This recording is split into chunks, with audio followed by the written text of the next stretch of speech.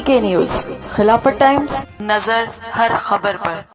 सभी का खून शामिल है इस मिट्टी में, सभी का खून शामिल है इस मिट्टी में। ये मुल्क तुम्हारे,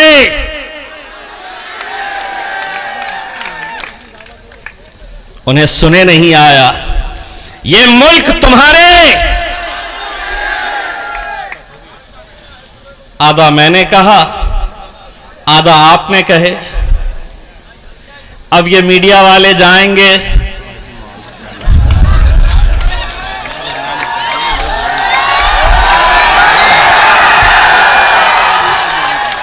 कुछ बोले क्या,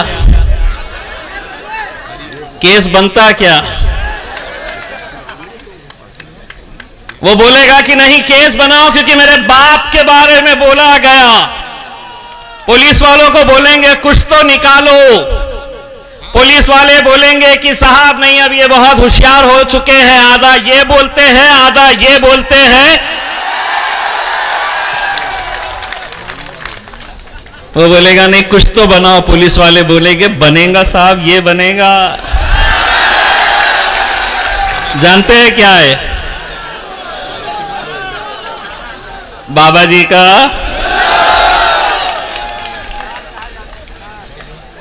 अब ये समझते हैं कि हम बोलने का इख्तियार सिर्फ उन्हें है और हम सुनते रहेंगे। सुनिए, जितने भी सियासतदान, महफिल उनकी सस्ती है, महफिल उनकी सस्ती है, चर्चा किसका होता है तो मेरे क़ायद बैरिस्टर असदुद्दीन अवैसी साहब का होता है।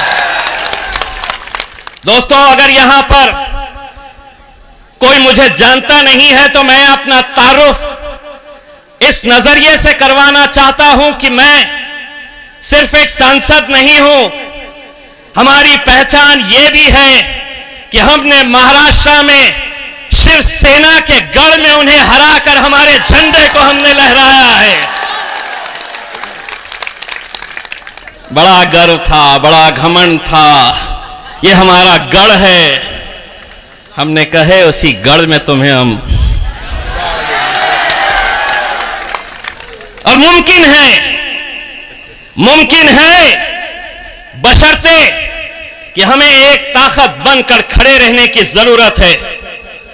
यह सच्चाई है, यह अल्लाह का लाख लाख करम है कि जिस पार्टी के बारे में कहा जाता था कि यह तो सिर्फ हैदराबाद से एक इनका सांसद चुनकर आता है, एक सांसद, ये क्या कर लेगा?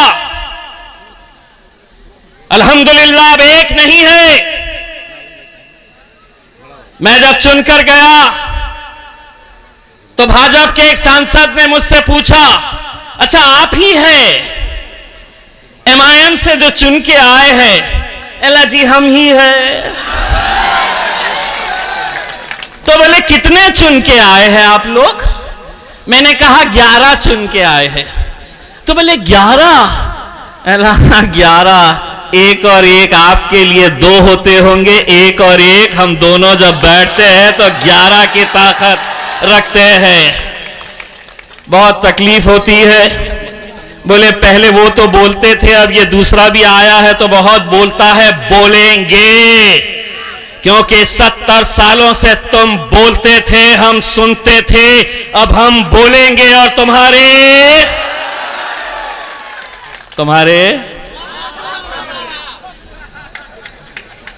बोलो भाई, दिल खोल के बोलो, कुछ नहीं होता, ये कुछ नहीं कर सकते। तुम्हारे केस बनता, आधा हम बोले आधा आप बोले। बस मेरे भाइयों, मैं आप लोगों से इतनी इल्तिजा करने के लिए आया हूं कि आज इस मुल्क के हालात जो है, लोग आपको अलग अलग तरह की बातें करेंगे, लोग आपको ये कहेंगे कि नहीं हम सिर्फ आए हैं यहां पर तो वोटों की तकसीम होगी। यही इल्जाम हम पर भी लगाया जाता था।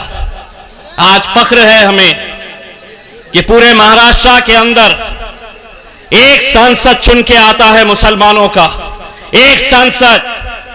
कहां है वो समाजवादी पार्टी के लोग, कहां है वो कांग्रेस के, राष्ट्रवादी कांग्रेस के? कहां है वो शिवसेना के लोग जो कांग्रेस और राष्ट्रवादी के साथ सत्ता बना लेते हैं? एक ही सांसद पूरे महाराष्ट्र से चुनकर आता है और वो भी अल्हम्दुलिल्लाह किस पार्टी से ताल्लुक रखता है, तो वो अल्हम्दुलिल्लाह मजलिस से इत्तेहाद उल मुस्लिमीन का सांसद चुनकर आता है। इसके क्यों आता है? हम भी जब खड़े रहे तो हमको भी यही कहा गया कि नहीं, अब ये खड़े हुए हैं, अब शिवसेना जीत जाएगी, ये खड़े हैं तो भारतीय जनता पार्टी की जीत यकीनी हो जाएगी। हमने अपनी आवाम से कहा, एक बार धक्का लगाओ तो सही। अल्हम्दुलिल्लाह ऐसा धक्का लगाए कि 30 साल से जिस शहर के अंदर शिवसेना जीतकर आती थी, आज वहां पर मेरे मजलिस के झंडे लहराते हैं। एक नेता ने आकर कहा, ये जो चुनकर आया है ना महाराष्ट्र से सांसद, ये सिर्फ एक्सीडेंट था, बोले चुनकर आ गया है। मैंने कहा इंशाअल्लाह अब पूरे हिंदुस्तान के अंदर जहां जहां पर भी मजलिस इलेक्शन लड़ेगी, इस तरह के एक्सीडेंट्स होते रहेंगे।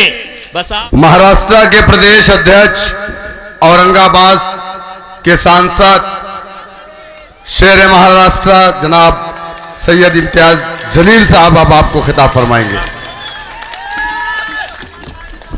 अस्सलाम वालेकुम व रहमतुल्लाहि व बरकातहू। हमारे आपके क़ायद जनाब बैरिस्टर असदुद्दीन अवैसी साहब, मुझे आज खुशी है उत्तर प्रदेश आने के लिए। आज पहली मर्तबा मैं उत्तर प्रदेश में किसी सियासी जलसे में शरीक हुआ हूँ। मुझे बताया गया था कि उतरौला के हमारे उम्मीदवार डॉक्टर अब्दुल मन्नान साहब है, लेकिन मेरे हिसाब से उत्तर प्रदेश में जहां जहां पर भी मजलिस इत्तेहाद उल मुस्लिमीन चुनाव लड़ेगी, वहां के हर उम्मीदवार का नाम बैरिस्टर असदुद्दीन अवैसी है। चेहरा डॉक्टर मन्नान साहब का हो सकता है, वोट आप डॉक्टर मन्नान साहब को देंगे, लेकिन इस वोट के जरिए जीत हासिल होगी सही मानों में किसी की, तो वो मेरे क़ायद बैरिस्टर असदुद्दीन अवैसी साहब की जीत होगी। इतने सालों तक मेरे भाइयों हमने क्या किया, ये आप भी अच्छी तरह से जानते हैं और मैं भी अच्छी तरह से जानता हूं। कुछ दिन पहले मैंने उत्तर प्रदेश के मुख्यमंत्री का एक बयान सुना था, जिसमें उन्होंने ये बताया था कि एक शख्स यहां पर उत्तर प्रदेश में आ रहा है, सीएए एनआरसी के बारे में वो लोगों को भड़का रहा है। एक तरीके से उन्होंने बिना नाम लिए हमें धमकाने की कोशिश की, डराने की कोशिश की। मैंने सोचा बहुत हो चुका, अब जाना पड़ेगा और जवाब भी देकर आना पड़ेगा। जिस अंदाज में मुख्यमंत्री साहब आपने मेरे क़ायद बैरिस्टर असदुद्दीन अवैसी साहब के बारे में जो कहा, उसका जवाब सिर्फ अकेले मैं नहीं, सिर्फ अकेले उतरौला के मुसलमान नहीं, बल्कि इस मुल्क के तमाम मुसलमानों की तरफ से जिस लहजे में आपने हमसे कहा है, उसी लहजे के अंदर हम आपको जवाब देना चाहते हैं। सुनिए, जरा गौर से सुनिए, जहां कहीं पर भी बैठे हैं जरा गौर से सुन लीजिए। राहत इंदौरी साहब का नाम तो सबने सुना होगा। उन्होंने एक बात कही थी, मेरा जवाब उन्हीं की ज़बानी ये है, कुछ मैं कहूंगा कुछ आप कहेंगे मेरे साथ। सभी का खून शामिल है इस मिट्टी में, सभी का खून शामिल है इस मिट्टी में। ये मुल्क तुम्हारे,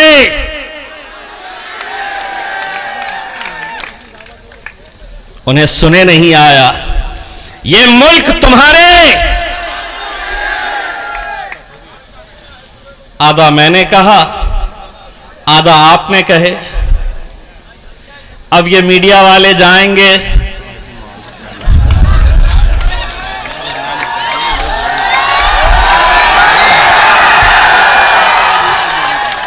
कुछ बोले क्या? केस बनता क्या?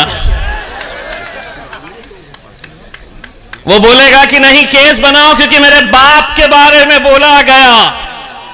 पुलिस वालों को बोलेंगे कुछ तो निकालो। पुलिस वाले बोलेंगे कि साहब नहीं, अब ये बहुत होशियार हो चुके हैं, आधा ये बोलते हैं आधा ये बोलते हैं। वो बोलेगा नहीं कुछ तो बनाओ। पुलिस वाले बोलेंगे बनेगा साहब, ये बनेगा। जानते हैं क्या है? बाबा जी का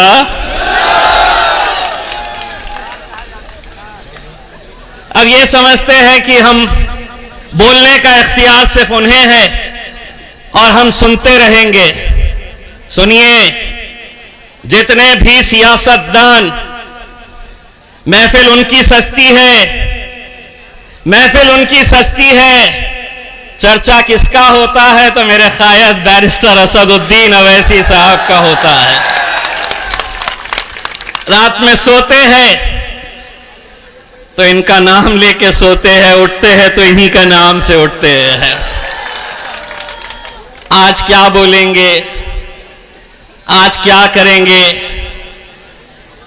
आज असल में हकीकत यह है कि हम जब उत्तर प्रदेश के अलग अलग इलाकों के अंदर देखते हैं कि एक जन सैलाब उमड़ पड़ा है, लोगों की मोहब्बत बैरिस्टर असदुद्दीन अवैसी साहब के लिए देर आए दुरुस्त आए।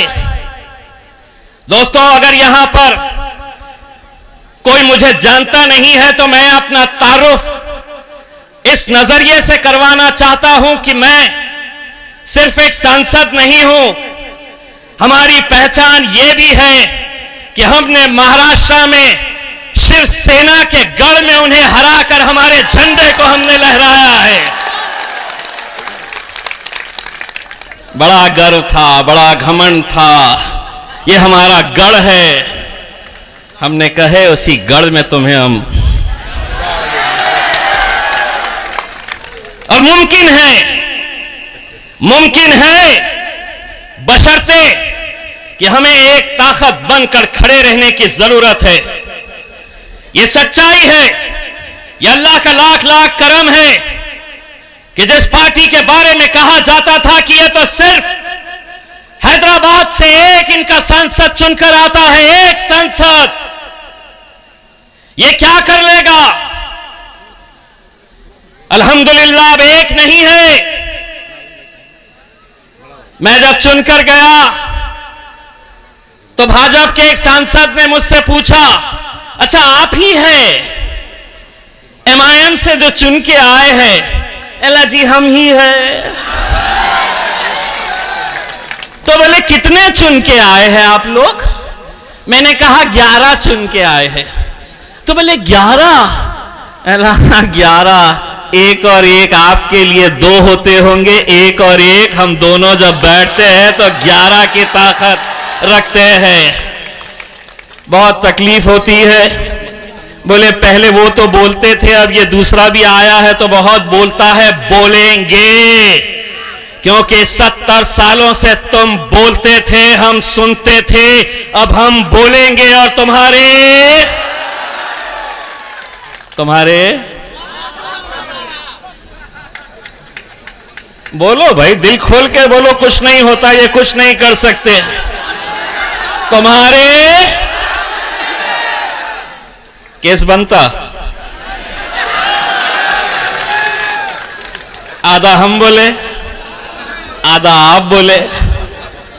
बस मेरे भाइयों, मैं आप लोगों से इतनी इल्तिजा करने के लिए आया हूं कि आज इस मुल्क के हालात जो है, लोग आपको अलग अलग तरह की बातें करेंगे, लोग आपको ये कहेंगे कि नहीं हम सिर्फ आए हैं यहां पर तो वोटों की तकसीम होगी। यही इल्जाम हम पर भी लगाया जाता था। आज फख्र है हमें कि पूरे महाराष्ट्र के अंदर एक सांसद चुन के आता है मुसलमानों का, एक सांसद। कहां है वो समाजवादी पार्टी के लोग, कहां है वो कांग्रेस के, राष्ट्रवादी कांग्रेस के, कहां है वो शिवसेना के लोग जो कांग्रेस और राष्ट्रवादी के साथ सत्ता बना लेते हैं। एक ही सांसद पूरे महाराष्ट्र से चुनकर आता है और वो भी अल्हम्दुलिल्लाह किस पार्टी से ताल्लुक रखता है, तो वह अल्हम्दुलिल्लाह मजलिस से इत्तेहादुल मुस्लिमीन का सांसद चुनकर आता है। इसके अंदर क्यों आता है? हम भी जब खड़े रहे तो हमको भी यही कहा गया कि नहीं अब ये खड़े हुए हैं, अब शिवसेना जीत जाएगी, ये खड़े हैं तो भारतीय जनता पार्टी की जीत यकीनी हो जाएगी। हमने अपनी आवाम से कहा एक बार धक्का लगाओ तो सही। अल्हम्दुलिल्लाह ऐसा धक्का लगाए कि 30 साल से जिस शहर के अंदर शिवसेना जीत कर आती थी, आज वहां पर मेरे मजलिस के झंडे लहराते हैं। एक नेता ने आकर कहा ये जो चुनकर आया है ना महाराष्ट्र से सांसद, ये सिर्फ एक्सीडेंट था, बोले चुनकर आ गया है। मैंने कहा इंशाअल्लाह अब पूरे हिंदुस्तान के अंदर जहां जहां पर भी मजलिस इलेक्शन लड़ेगी, इस तरह के एक्सीडेंट्स होते रहेंगे। बस आप लोगों से यही इल्तिजा करने के लिए आए हैं मेरे भाइयों, जिस दिन इलेक्शन का दिन आएगा, अलग अलग सियासी जमातों को आपने हर बार आजमाया है। एक बार बैरिस्टर असदुद्दीन अवैसी साहब को, दोस्तों इतना फख्र होता है मुझे, इतना फख्र होता है जब मैं देखता हूं कि पार्लियामेंट के अंदर एक तरफ भारतीय जनता पार्टी के, समाजवादी पार्टी के, कांग्रेस के, राष्ट्रवादी कांग्रेस के असदुद्दीन अवैसी साहब अकेले, लेकिन जिस हिम्मत के साथ वो खड़े रहते हैं, नरेंद्र मोदी की आंखों में आंखें डालकर बोलते हैं, तो मेरे मन में भी ये सवाल आता था कि आखिर असद साहब को हिम्मत कहां से मिलती है।